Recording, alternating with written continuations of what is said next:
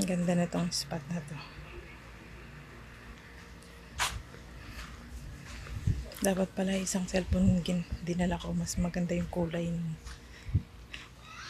Masakit na sa mata yung yung tama ng araw sa buhangin. Ayan o, sobrang linaw talaga ng tubig. Parang nakakainganyong magtampisa ulit. Pwede pa naman. Tara, baba tayo. Di bali ng mangitim na yan. Ang nakalimutan ko lang yung sunglass ko. Kailangan talaga naka-sunglass kasi talagang masakit na yung mata ko pagka sobrang init.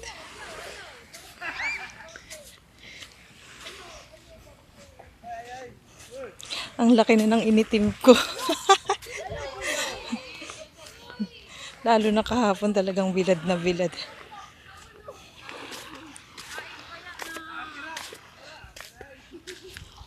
Ay, nakaalis na kaya yung yung shell kanina na iuwi ko sana, kaya lang buhay pala siya.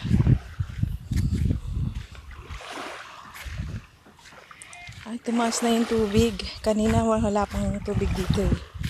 Ano, dito ko pa kanina itinayo yung cellphone ko eh. Ngayon naaabot na siya ng tubig.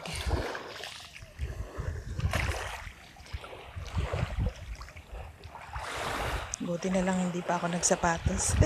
Pwede pa magtampisaw sa malamig na tubig.